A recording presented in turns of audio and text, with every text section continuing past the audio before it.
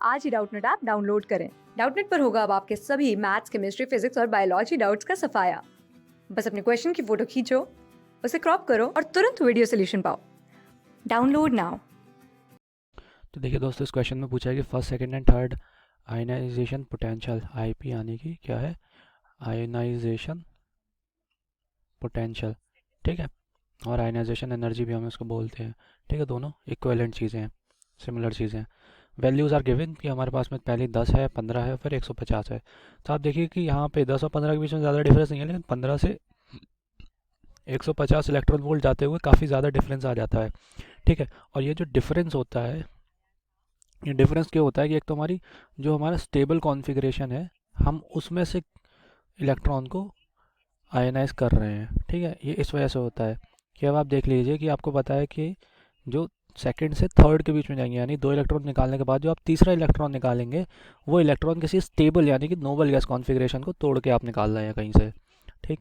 तो सबसे पहले चलिए इन चारों के इलेक्ट्रॉनिक कॉन्फ़िगरेशंस हम लिख लेते हैं और फिर हम देखेंगे कि कैसे हमारे किस वाले में सूटेबल वैल्यू आएगी, ठीक है। तो ये 1s2 2s2 बेरिलियम हो गया, ठीक है। उसके बाद आप देखिए कि यहाँ पे बोरॉन है आपके पास में 1s2 2s2 और 2p1। उसके बाद आपके पास में फ्लोरीन है 1s2 2s2 2p5, ठीक। उसके बाद आपके पास में सोडियम है 1s2 2s2 2p6 और 3s1, ठीक है। तो आप देखें कि इस वाले में अगर आप यहाँ से ये जो है 2s2 के आप इलेक्ट्रॉन्स निकालें, तो सबसे पहले आपने 2s2 से एक इलेक्ट्रॉन निकाला तो ये हो गया 2s1। 2s1 वाला इलेक्ट्रॉन भी निकाल दिया तो ये पूरी कैंसिल हो गई, आपकी शेल चेंज हुई, आप पहली शेल पे आए, ठीक।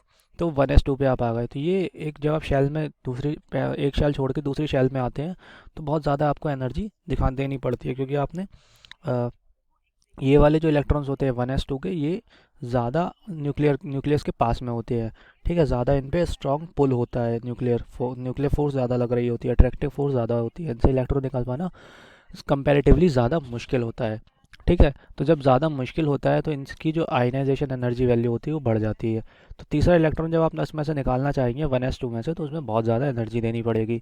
तो BE जो है वो आपका एक रीज़नेबल आंसर इस क्वेश्चन के लिए लगता है, ठीक। आप अगर दूसरे वाले को देखें बोरॉन में, तो बोरॉन में क्या हो रहा है कि आपका पहला इलेक्ट्रॉन तो निकल गया आसानी से, ठीक। दूसरे इलेक्ट्रॉन को निकालने के लिए आप 2s2 वाले पे आए, तो ये same within the same shell है, तो ज़्यादा एनर्जी तो नहीं देनी पड़ेगी। लेकिन यहाँ पे भी ये स्टेबल कॉन्फ़िगरेशन है, तो थोड़ी ज़्यादा एनर्जी यहाँ पे, थोड़ी सी ज़्यादा एनर्जी देनी पड़ेगी, कम या इस वाले केस की तरह नहीं, क्योंकि यहाँ पे तो शेल चेंज हो रही थी, यहाँ सेम शेल है लेकिन यहाँ पे ऑर्बिटल्स चेंज हो रहे हैं, ठीक। और ये वाला जो ऑर्बिटल है एस ऑर्बिटल, ये फुल्ली फिल्ड है, स्टेबल है, ठीक। तो आप देख लें कि यहाँ पे आपके पास में आप जब तीसरा इलेक्ट्रॉन निकालेंगे तो वो 2s1 से निकलेगा, क्योंकि ये तो कैंसिल हो गया पहले इलेक्ट्रॉन में, दूसरा इलेक्ट्रॉन निकला तो 2s1 हो गया, और तीसरा इलेक्ट्रॉन निकालेंगे तो ये वाला भी कैंसिल हो जाएगा। तो जब आप चौथे इलेक्ट्रॉन पे आएंगे तब जाके यहाँ पे शेल चेंज होगी, तो यहाँ पे वैल्यू जब आएगी, जो बड़ी वैल्यू आनी चाहिए वो चौथे इलेक्ट्रॉन पे आनी चाहिए, लेकिन हमारे क्वेश्चन में तो तीसरे पे ही आ रही है। तो जी बोरॉन वाला आंसर भी इसके लिए सूटेबल नहीं है।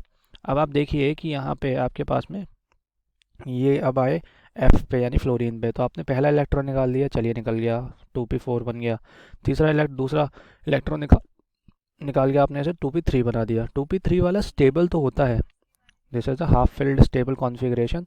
इसमें हमारे पास में ज़्यादा एनर्जी तो हमें देनी पड़ेगी, लेकिन यहाँ पे इतनी ज़्यादा एनर्जी कि यहाँ पे आप देखिए कि पहले दूसरे इलेक्ट्रॉन निकालने में सिर्फ 10 और 15 10 इलेक्ट्रॉन वोल्ट, फिर 15 इलेक्ट्रॉन वोल्ट, और तीसरे के लिए सीधे एक साथ 150 पे आप पहुँच रहे हैं, तो ये बहुत बड़ा डिफरेंस है, ठीक है। तो यहाँ पे शेल चेंज होनी चाहिए, यहाँ पे शेल चेंज नहीं हो रही है। दो यहाँ पे एक स्टेबल कॉन्फ़िगरेशन आपको दिख रही है, तो तीसरा इलेक्ट्रॉन निकालने के लिए आपको यहाँ पे थोड़ी ज़्यादा एनर्जी खर्च करनी पड़ेगी, लेकिन वो इतनी ज़्यादा डिफरेंस उस केस में नहीं बनेगा, ठीक है। तो आपका फ्लोरीन भी नहीं है इस केस में ये सूटेबल, ठीक है।